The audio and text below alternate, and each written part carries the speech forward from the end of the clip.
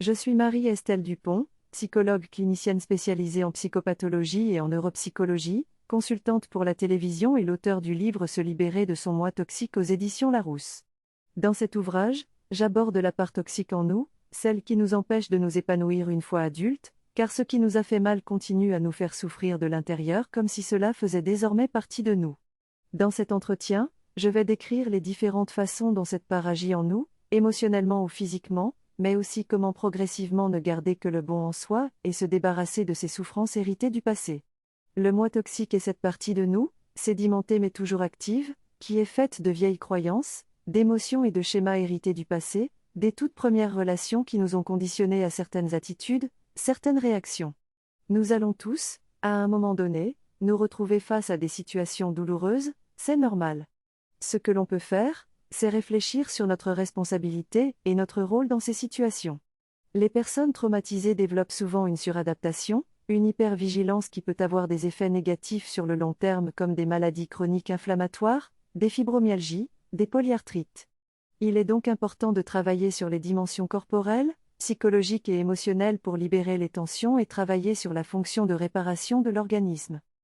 Je suis en train de parler des traumatismes transgénérationnels qui se transmettent de génération en génération. Certaines personnes souffrent de symptômes de traumatisme de leurs parents, grands-parents ou arrière-grands-parents. Ce phénomène s'explique par le fait qu'il y a des gènes qui ne s'expriment pas mais qui s'impriment dans l'ADN en raison de l'épigénétique. Les chocs émotionnels peuvent modifier l'expression des gènes, créant ainsi des douleurs et des maladies. Par exemple, ceux ayant une vulnérabilité familiale au diabète peuvent déclencher la maladie à la suite d'un choc émotionnel intense. De même, des maladies inflammatoires peuvent être causées par des traumatismes enfouis depuis longtemps. Tout cela a des répercussions sur notre image de nous-mêmes car elle se constitue dès l'enfance à travers les regards que nous percevons.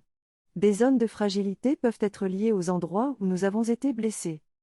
Je suis psychologue et bien que je ne sois pas coach en développement personnel, je trouve le travail de Lise Bourbeau sur les 5 blessures qui empêchent d'être soi-même très intéressant et accessible à tous. Elle décrit comment les blessures que nous subissons inévitablement dans notre enfance, telles que l'abandon, le rejet, la trahison, l'humiliation et l'injustice, peuvent nous affecter toute notre vie.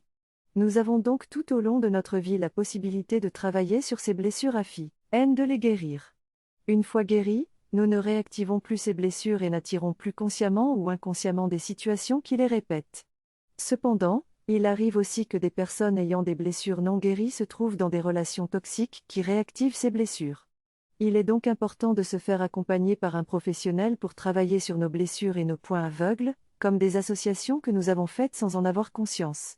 Par exemple, nous pouvons avoir associé l'humiliation à l'attention alors que c'était de l'indifférence. Ce travail de guérison nous permet de ne plus attirer des situations qui réactivent nos blessures. Je crois que lorsqu'on blesse quelqu'un, cette personne conserve de mauvais souvenirs de temps en temps. Mais on ne doit pas faire sciemment du mal ou humilier quelqu'un, surtout pas un enfant. Un parent qui humilie son enfant est forcément mal et ne s'aime probablement pas au bon endroit.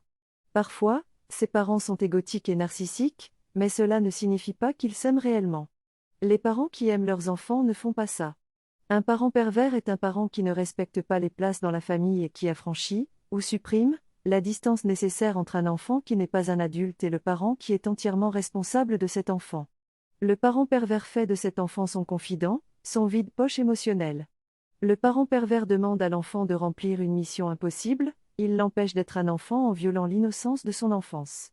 En grandissant, l'enfant devient un adulte qui a énormément peur en lui, qui n'a pas une image stable de lui-même, la confiance en soi. Parfois, cette personne devient réactive et se retrouve face à des personnes perverses.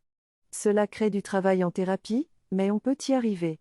On crée malheureusement souvent ce dont on a le plus peur sans le vouloir.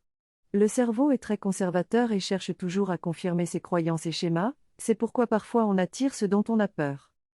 En thérapie, la parole est très importante car le thérapeute est neutre et bienveillant, ce qui permet de se libérer de certaines souffrances. Il existe également d'autres outils comme le yoga ou la kinésiologie pour aider à détendre le corps et libérer des blocages émotionnels. Il est également important de se connaître soi-même pour trouver ce qui nous correspond vraiment. On apprend l'importance de bien connaître sa personnalité pour mieux avancer dans la vie. Les grands types de personnalités, introvertis, extravertis, chercheurs, inventeurs, gestionnaires, ont été décrits par Carl Jung et peuvent être identifiés par des tests comme le MBTI. Cependant, il ne s'agit que d'un diagnostic des comportements et des réactions, pas de la personnalité profonde, qui peut être appréhendée par d'autres tests. Connaître sa personnalité nous permet de comprendre nos points forts et nos NTS faibles, et d'adapter notre manière d'agir en fonction de nos besoins. La méditation de pleine conscience permet de cultiver son jardin intérieur et de mieux accueillir nos émotions et nos pensées, ce qui peut être utile en parallèle d'une psychothérapie. La méditation permet d'accélérer notre progression en étant plus conscient de notre monde intérieur et en ayant des intuitions qui nous guident dans nos prises de décision.